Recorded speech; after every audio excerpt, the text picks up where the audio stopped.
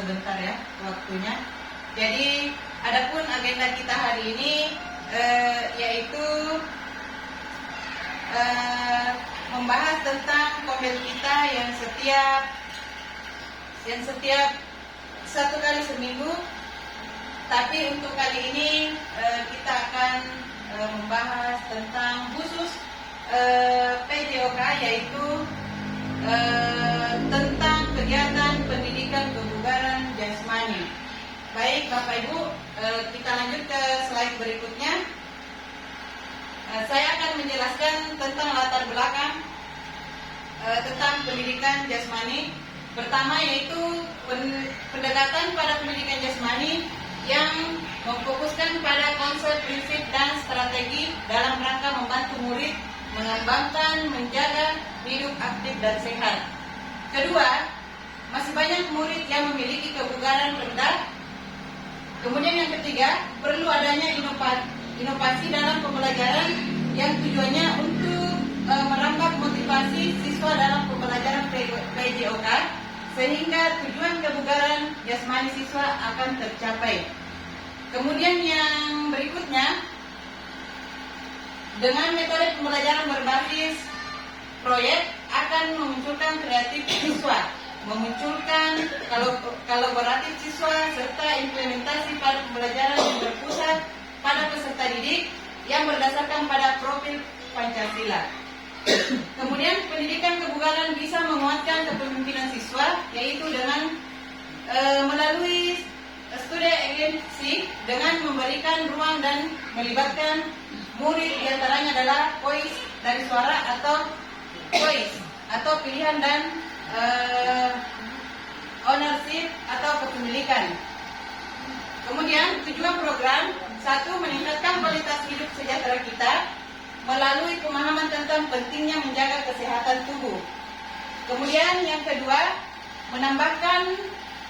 menambah motivasi siswa dalam pembelajaran PJOK. Kemudian berikutnya, capaian langkah-langkah dan hasil yang diharapkan untuk setiap tujuan, yaitu peserta didik mampu melatih kekuatan latihan daya otot dengan menggunakan sarana dan prasarana dari lingkungan sekitar. Dengan metode PCBL berbasis proyek, diharapkan peserta didik mampu memunculkan daya kreativitas, juga berkolaborasi dengan teman sejawat. Langkah-langkah mengobservasi, berdiskusi, memberikan pertanyaan pematik, pilihan dan hasil pemikiran dari peserta didik itu sendiri. Dan guru PJOK sebagai fasilitator, rekan sejawat sebagai kontributor, dan peserta didik sebagai kontributor dan pemeran utama. Kemudian struktur program dan mitra dalam komunitas belajar. Lanjut.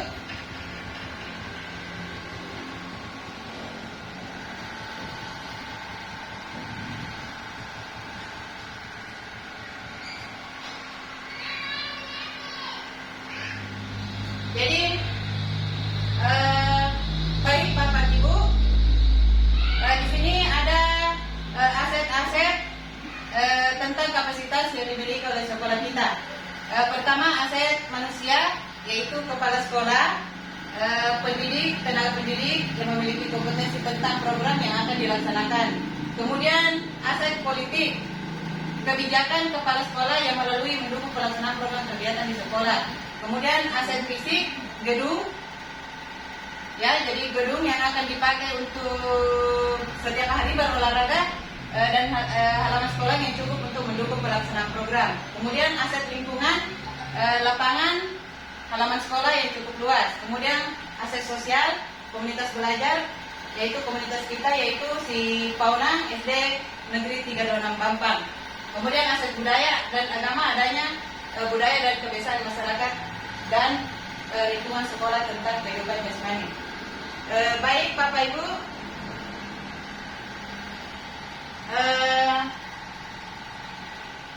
sampai di sini kira-kira ada pertanyaan dari Bapak Ibu?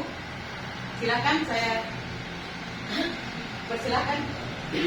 Assalamualaikum warahmatullahi wabarakatuh. Waalaikumsalam warahmatullahi wabarakatuh. Terima terima kasih atas kesempatan yang diberikan kepada saya pada kesempatan ini. Adapun pertanyaan yang saya ingin sampaikan yaitu apakah penting bagi pendidik untuk aktif berpartisipasi dalam komunitas belajar? Terima kasih. Baik, terima kasih. Saya ucapkan kepada Ibu Rismawati yang sudah bertanya. Jadi seberapa penting? Tadi saya sudah jelaskan bahwa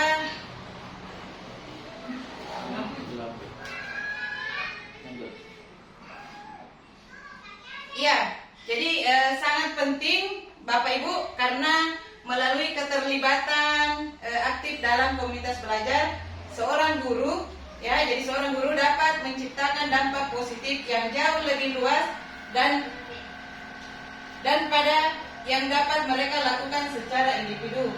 Jadi Bapak Ibu, jadi Komel kita itu sangat penting, ya. Jadi sangat penting untuk kolaboratif dengan teman-teman sejawat. Dibanding dengan kita mengerjakan misalnya ada tugas kita kerjakan sendiri-sendiri dibanding dengan kelompok. Jadi seperti itu Bapak Ibu.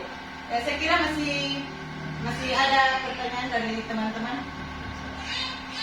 Silakan Bapak Rizwan. Terima kasih atas kesempatannya.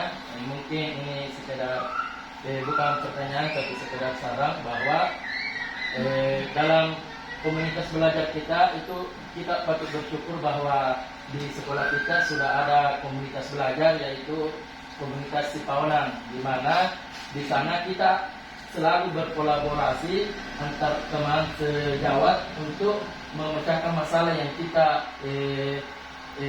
permasalahkan. Contohnya dari kegiatan ini kita bisa tahu bahwa ada kesehatan jasmani, pendidikan kesehatan jasmani. Jadi nantinya semoga kedepannya untuk proyek P5K nanti kita bisa berkolaborasi terhadap guru PJOK dan teman-teman guru kelas atau guru mata pelajaran lainnya. Mungkin cukup dari saya. Assalamualaikum warahmatullahi wabarakatuh. Terima kasih atas pencerahan yang diberikan oleh teman kita yaitu Pak Rizwan. Sekali lagi saya ucapkan banyak terima kasih. Baik, mungkin cukup sampai di sini pertemuan kita. Untuk berikutnya, pertemuan berikutnya untuk komil kita mungkin minggu depan, hari Sabtu depan. Saya ucapkan banyak terima kasih. Assalamualaikum warahmatullahi wabarakatuh. Waalaikumsalam warahmatullahi wabarakatuh.